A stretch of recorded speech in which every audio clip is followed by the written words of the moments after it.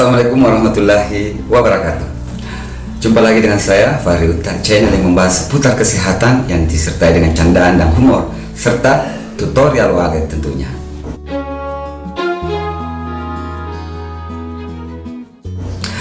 Hari ini saya dijadwalkan mengajar mata kuliah konsep dasar keperawatan atau KDK 2, di mana mata kuliah ini membahas konsep berpikir kritis dalam keperawatan dan proses keperawatan yang berfokus pada proses diagnosis keperawatan. Sebetulnya proses perkuliahan ini dilakukan melalui daring atau Zoom meeting, tetapi ada beberapa mahasiswa yang meminta kepada saya bahwa Pak, bisa tidak dibuatkan dalam bentuk video. Alasannya macam-macam. Ada yang mengatakan saya dari kampung Pak, tidak punya jaringan di sana. Ya dasar orang kampung. Pak kampung, ondeso, orang Jawa bilang ondeso.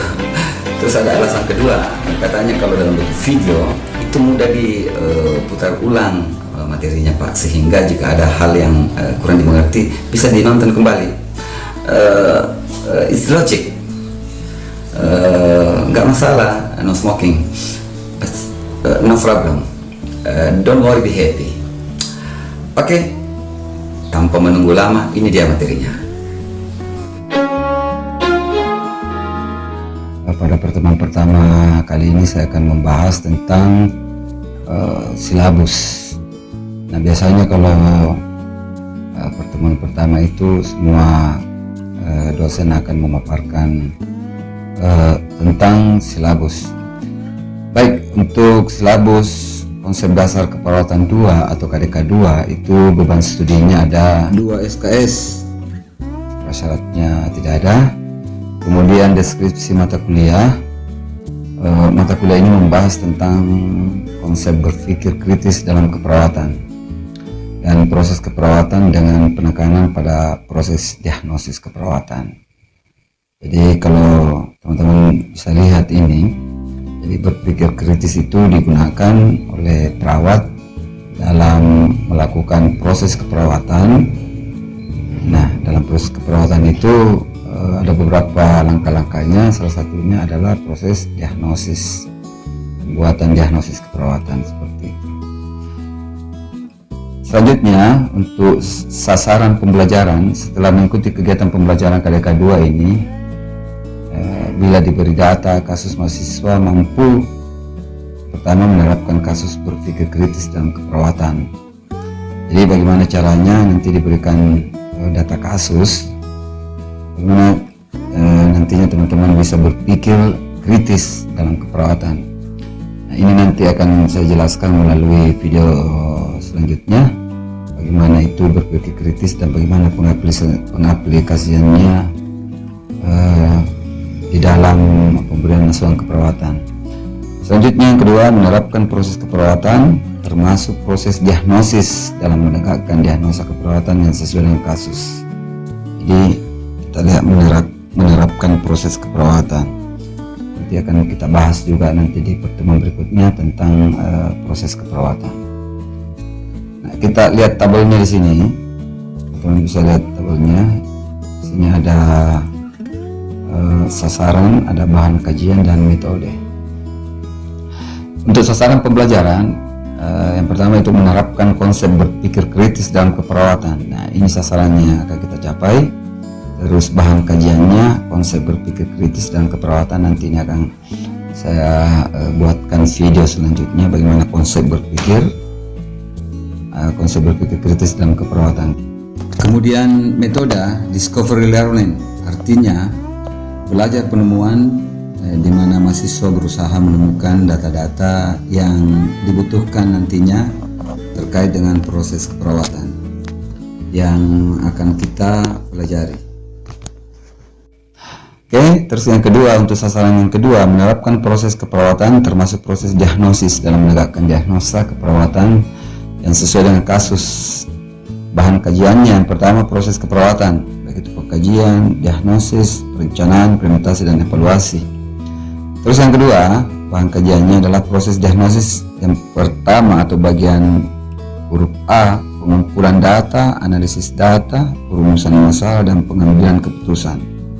Nah, itu adalah proses diagnosisnya. Terus yang poin B, komponen diagnosa keperawatan. Jadi ada macam-macam nanti diagnosa komponennya. Kemudian poin C, klasifikasi.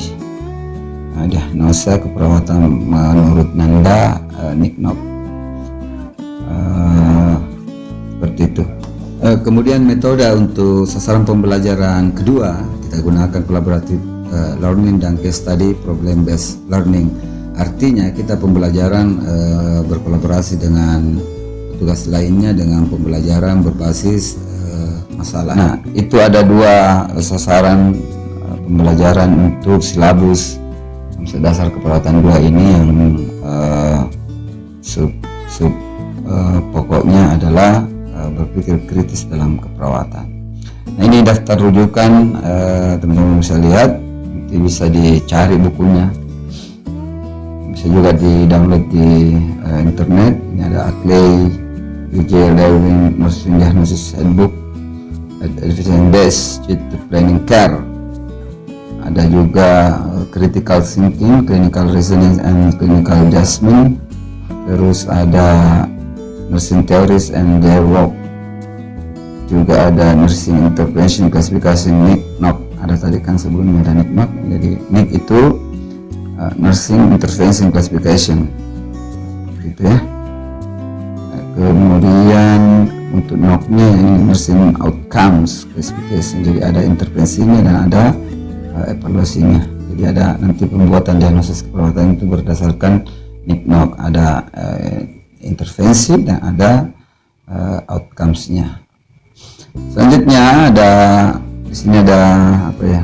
Ada measurement of health outcomes, nursing outcomes classification, measurement of health outcomes. Nanti bisa di download ini, bisa juga ya, banyak bukunya dijual di Gramedia.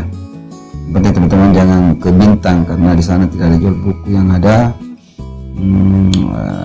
aksesoris HP. Selanjutnya Potter ada fundamental keperawatan ya, ini untuk seri ketiganya edisi bahasa Indonesia ya. Bisa diambil ini fundamental keperawatan, bisa bukan diambilnya tapi dibeli. Selanjutnya critical thinking tactics for nurse dan critical thinking in nursing and alternative approach. Nah, itu barangkali daftar pustaka untuk rujukan mata kuliah konsep dasar keperawatan 2 atau KDK 2. Nah, selanjutnya teman-teman tinggal menunggu jadwal berikutnya untuk saya buatkan video selanjutnya. Saya ingatkan juga kepada teman-teman untuk menonton video terbaru dari saya yang ini dan video lainnya yang ini, serta jangan lupa channel yang ini. Jangan lupa subscribe channel yang ini. Terima kasih, semoga bermanfaat. Saya ingatkan kepada teman-teman, jangan lupa nonton video terbaru dari saya dan video terbaik untuk Anda. Serta jangan lupa subscribe foto saya yang ada di sini. Foto saya di sini. Terima kasih dan